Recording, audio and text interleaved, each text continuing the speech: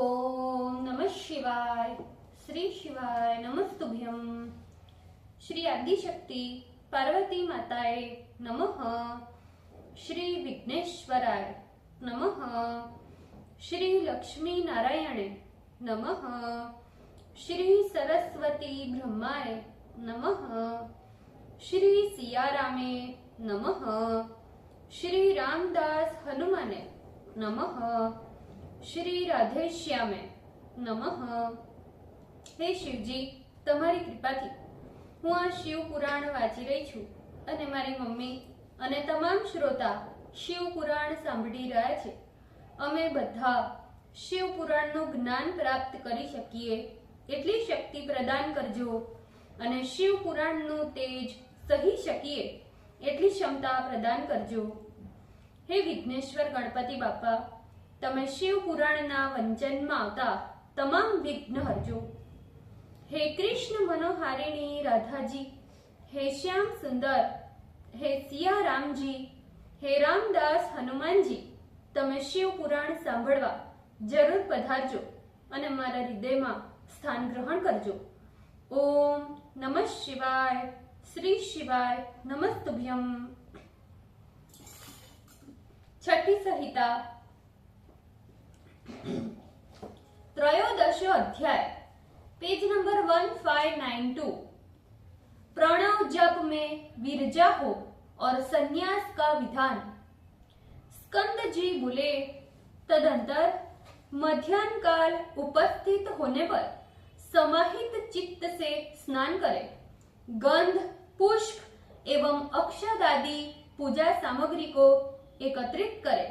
तदंतर नैऋत्य कोण में देव पूजित विघ्नेश्वर देव को गणानाम त्वा इस मंत्र से आवाहन कर विधि विधान से पूजन करें अथवा रक्त वर्णम से लेकर दधानम कर पंकजे पर्यंत मंत्र पढ़कर आवाहन करें और पायस, अपूप, नारियल एवं गुड़ आदि का नैवेद्य लगाकर उन्हें संतुष्ट करें। फिर तांबूल प्रदान कर प्रार्थना द्वारा उन्हें प्रसन्न कर नमस्कार करें। अनंतर अपने गुह्य सूत्र के अनुसार अग्नये स्विष्ट कृते स्वाहा पर्यंत धृताहुति देकर यज्ञ करें।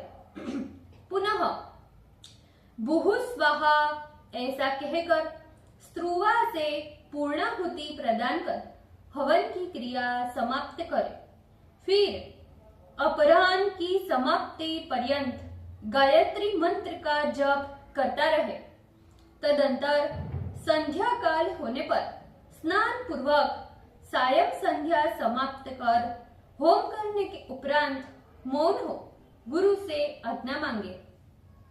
चरु पकाकर उसमें समिधा तथा धृत मिलाकर रुद्र सूक्त तथा सघोजातादि 5 ब्रह्म परक मंत्रों तथा गौरी निमाय मंत्र से अंबा सहित महादेव को आहुति प्रदान करें।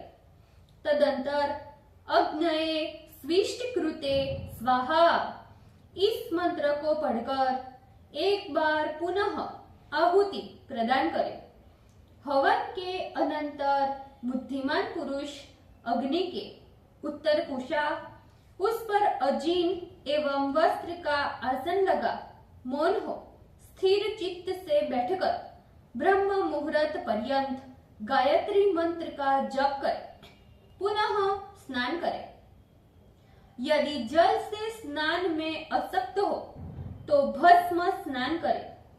चरु को अग्नि पर पकाकर उसे उत्तर की ओर रखकर 81 कुशा की बहरी अग्नि के चारों और बिछाकर धृत के साथ चरु को मिलाकर शिव के चरण कमलों का ध्यान करते हुए व्याहति, रुद्र सूक्त तथा ईशानादि 5 ब्रह्म मंत्र का जप करें। फिर ओम प्रजापतये स्वाहा, ओम इंद्राय स्वाहा, ओम विश्वेभ्यः देवेभ्यः स्वाहा, ओम ब्राह्मणे स्वाहा। इस प्रकार नाम में चतुर्थी विभक्ति लगाकर अंत में स्वाहा तथा आदि में प्रणव का उच्चारण करते हुए जप करें। तदंतर पुण्य वाचन करें।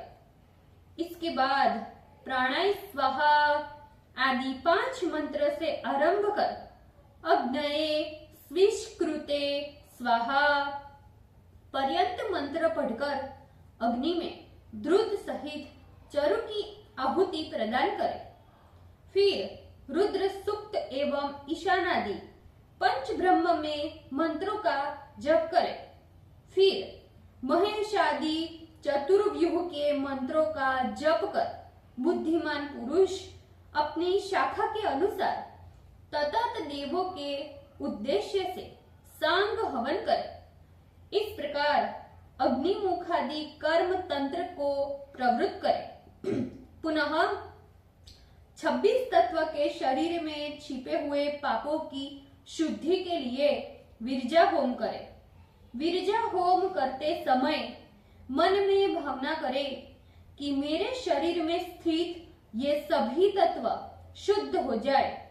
ऐसा स्मरण करते हुए आत्म शुद्धि के निमित्त तैत्तिरीय आरण्यक के भद्र प्रपाठक में अरुण केतुक मंत्र से अष्ट योनि मष्ट पुत्रा यहाँ से सप्त पुरुषा यहाँ तक मंत्र पढ़ते हुए मौन हो शिव पादम बुज का स्मरण करते हुए हवन करे।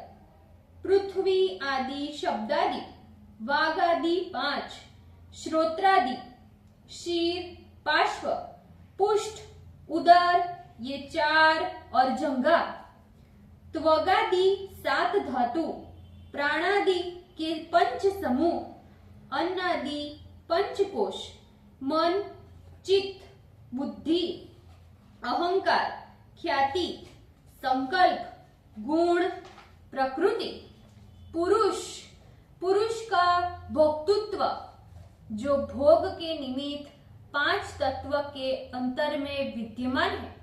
नियति काल राग विद्या और कला के 5 समुदाय हे मुनीश्वर ये सभी माया से उत्पन्न है। श्रुति में प्रकृति को ही माया कहा गया है और उसी माया से इन तत्वों की उत्पत्ति श्रुति में कही गई है, इसमें संशय नहीं। काल स्वभाव नियति माया एवं प्रकृति श्रुति में पंचकुच कहा गया है। इस 5 तत्वों के बिना जाने विद्वान भी मोह में पड़ता है। प्रकृति के नीचे नियति और ऊपर पुरुष है। काकाक्षिण्याय से प्रकृति नियति एवं पुरुष दोनों के पार्श्व में रहती है, इसी को विद्या तत्व कहते हैं। शुद्ध विद्या महेश्वर सदाशिव शक्ति और शिव यही 5 शिव तत्व कहा जाता है। प्रज्ञानम ब्रह्म यही मंत्र ब्रह्म बाग है। हे मुनीश्वर पृथ्वी से लेकर शिव तक जितने तत्व है उन्हें अपने कारणों में लीन करते हुए शुद्धि करनी चाहिए। 11 मंत्रों के परस्मय शिव ज्योति से स्वाहा इस प्रकार चतुर्यंत पद का उच्चारण कर इदम न मम कहकर हवि का त्याग करें। इसी को प्रकृति देवता के उद्देश्य से त्याग करना कहते हैं। इसके उपरांत विविध्ये स्वाहा कपोतकाय स्वाहा इस मंत्र को पढ़कर व्यापकाय परमात्मा ने शिव ज्योति से विश्वभूत घसनोत्काय परस्मै देवाय स्वाहा इदम न मम ऐसा पढ़कर आहुति दे। तदंतर उत्तिष्ठ स्व विश्वरूपाय पुरुषाय ओम स्वाहा ऐसा उच्चारण कर आहुति दे। पुनः त्रैलोक्य व्यापी ने परमात्मा ने शिवाय इदम न मम, ऐसा कहकर आहुति दे। तदंतर अपनी शाखा के अनुसार प्रथम तंत्र कर्म समाप्त कर धृत युक्त चरु का प्राशन कर अपने पुरोहित को सुवर्ण आदि से विशिष्ट दक्षिणा देकर विदा कर दे और प्रातः काल होने पर औपसनिक अग्नि में हवन करे। समांचितंतु मरुतः, इस मंत्र को जप कर मौन हो। याते अग्ने, इस मंत्र से हाथ को प्रतप्त कर अद्वैत आत्म तत्व में अग्नि को धारण करे। तदंतर प्रभात कालीन संध्योपासन कर सूर्योत्थान करे। तदंतर नाभि मात्र जल में प्रविष्ट हो निश्चल बुद्धि से श्रद्धा पूर्वक सूर्य के मंत्रों का जप करे। यदि अग्निहोत्री को विरजा होम करना हो तो वो प्रजापत्येष्टि करे। फिर भली प्रकार श्रोताग्नि में हवन कर दक्षिणा के सहित समस्त वेदों का दान करे। अपनी आत्मा में अग्नि को धारण कर घर से निकल जाए, सन्यासी हो जाए। अज्ञाधान के समय सावित्री के प्रथम पाद में अर्थात तत्सवितुर्वरेण्यं सावित्रीं प्रवेश्यामि भुहु ओम, इतने मंत्र का तदंतर सावित्री के द्वितीय पादक भर्गो देवस्य धीमहि सावित्रीं प्रवेश्यामि भूभुर्वः स्वः ओम, इस मंत्र को पढ़े। तदंतर तृतीय पाद पूर्वक अर्थात धियो यो नः प्रचोदयात् सावित्रीं प्रवेश्यामि भूभुर्व स्वरोम, इस मंत्र को निश्चल आत्मा स्थिर बुद्धि होकर करे। ये भगवती सावित्री साक्षात शंकर की अर्धांगिनी है। इनके 5 मुख, 10 भुजा एवं 15 नेत्र है। शरीर का वर्ण अत्यंत उज्जवल है। इनका किरीट नवरत्न से जड़ित है। मस्तक पर उदीयमान चंद्रमा की लेखा शोभित हो रही है। इनके शरीर की कांति शुद्ध स्फटिक के समान है और हाथों में 10 आयुध धारण की है। शरीर के अंगों में हाथ, केयूर, कटक, किंकिणी तथा नूपुर आदि आभूषण शोभित हो रहे हैं। दिव्य वस्त्र तथा रत्नों के आभूषण से मंडित है। ये शिवा सर्वात्मा व्यापिनी है एवं विष्णु, ब्रह्मा, देवता, ऋषि, गंधर्व, दानव एवं मनुष्यों से सदा सर्वदा सेवनीय है। सदाशिव की मनोहर धर्म पत्नी है, जगदम्बा है, तीनों लोगों को उत्पन्न करने वाली है, निर्गुणा एवं अजा है। ऐसा विचार कर बुद्धिमान पुरुष को गायत्री का जप करना चाहिए, क्योंकि ये आदि देवी है, त्रिपदा है, ब्राह्मणत्व प्रदान करती है। जो पापी शिव स्वरूपा गायत्री को अन्यथा समझता है वो कल्प काल पर्यंत नरक में यातना प्राप्त करता है। ये गायत्री व्याहतियों से उत्पन्न हुई है और उन्हीं में लय भी होती है और व्याहतियों प्राणों से उत्पन्न होकर उसी में लीन होती है। प्रणव संपूर्ण वेदों का आदि है। प्रणव शिव का वाचक है। ये मंत्रों का राजा तथा महाबीज मंत्र है। शिव ही प्रणव है और प्रणव ही शिव है, क्योंकि वाचक में कुछ भी भेद नहीं है। शिव जी काशी में मरते समय प्राणियों को इसी मंत्र का उपदेश कर मुक्त करते हैं।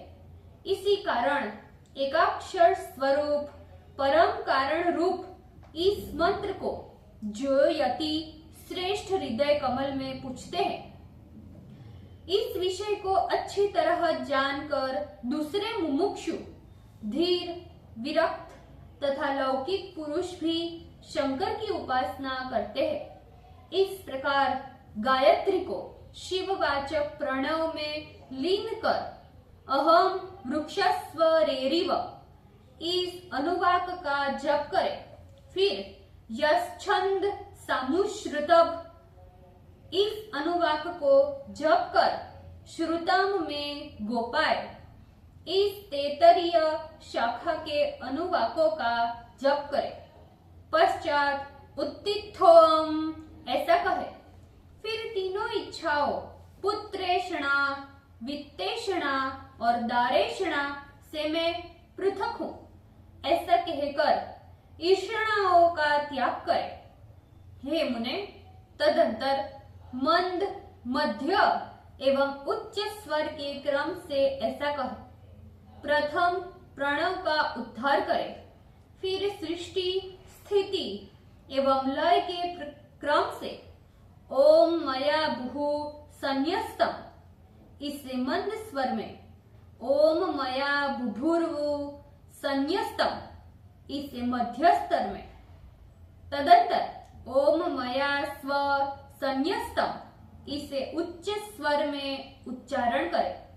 पुनः ओम मया बुभुर्वः स्वः संन्यस्तम इस समष्टि मंत्र का उच्चारण करें। इस प्रकार सावधान चित्त हो प्रेष मंत्रों को जप कर मतः सर्वभूतेभ्यः अभयम स्वाहा ऐसा जप करें।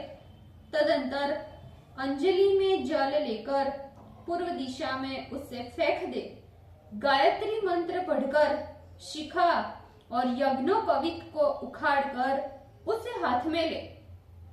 ओम भूः समुद्रम गच्छ स्वाहा इस मंत्र को पढ़कर हाथ में जल लेकर ओम मया भूः संन्यस्तम इत्यादि प्रेष मंत्रों को पढ़ते हुए शिखा और यज्ञोपवीत को जल में डाल दे। फिर जल से स्नान कर पृथ्वी पर वस्त्रादि त्याग दे। उत्तर अथवा पूर्व की ओर 7 पक्ष से अधिक चले। कुछ दूर चलने पर आचार्य के द्वारा ठहरो ठहरो कहने पर उसे रोक दे और उससे कहे कि भगवान, लोक व्यवहार के लिए इस दंड और कौपिन को स्वीकार कीजिए। ऐसा कहकर आचार्य स्वयं अपने हाथों से दंड और कौपिन दे। इस प्रकार आचार्य के वचन सुन डोरे सहित काशाय वर्ण का कौपिन धारण कर शरीर को आच्छादित करे और 2 बार आचमन करे। तदंतर आचार्य शिष्य से इंद्रस्य वज्रोसी तत इस मंत्र को कहे। दंड की प्रार्थना कर सखाय माम ऐसा कहकर दंड ग्रहण करे। शिव चरण कमलों का ध्यान कर गुरु को पृथ्वी में लेटकर 3 बार प्रणाम करे। तदंतर उठकर प्रेम पूर्वक गुरु को देखते हुए उनके चरण कमल के निकट हाथ जोड़ खड़ा हो जाए। कर्मारंभ से पहले ही गोबर लेकर स्थूल आंवलों के बराबर गोले बनाकर उसे घाम में सुखा दे। सूर्य की किरणों से जब वे गोले सूख जाए तब उन्हें होम अग्नि के मध्य में रख दे। होम पूर्ण होने पर जब वे गोमय पिंड भस्म होकर श्वेत हो जाए तब ग्रहण करे। गुरु उस विरजा नल की अग्नि से बने हुए भस्म को लेकर अग्नि रीति भस्म इत्यादि मंत्र को पढ़कर शिष्य के सभी अंगों में उसका स्पर्श कर ईशानादि 5 मंत्रों से शिर से आरंभ कर चरण पर्यंत भस्म का लेप करे। इस प्रकार संपूर्ण शरीर में भस्म का लेप कर लेने पर त्रयम त्रायुयम जगमदग्ने त्रयंबकम यजामहे इत्यादि मंत्रों से त्रिपुंड धारण करे। तदंतर अत्यंत भक्ति युक्त हो उत्तम शिष्य अपने हृदय कमल में उमा सहित शिव का ध्यान करे। गुरु प्रसन्नता पूर्वक शिष्य के सिर पर हाथ रखकर ऋष्यादि न्यास पूर्वक दाहिने कान में 3 बार प्रणव मंत्र का उपदेश करे। इसके बाद शिष्य पर करुणा कर प्रणव के 6 अर्थों को भी समझाए। शिष्य भी पृथ्वी में दंडवत गिरकर 12 बार गुरु को प्रणाम करे, सर्वदा गुरु के अधीन रहे, अन्य सभी कर्मों का त्याग करे। गुरु की आज्ञा से शिष्य सर्वदा वेदांतार्थ ज्ञान के अनुसार सगुण एवं निर्गुण भेद से शिव ज्ञान में उद्वत रहे। गुरु सर्वदा वेदांत के अनुसार श्रवण निधिध्यासन पूर्वक प्रातः कालिक अनुष्ठान तथा अंत में जप आदि कार्य शिष्य से कराता रहे।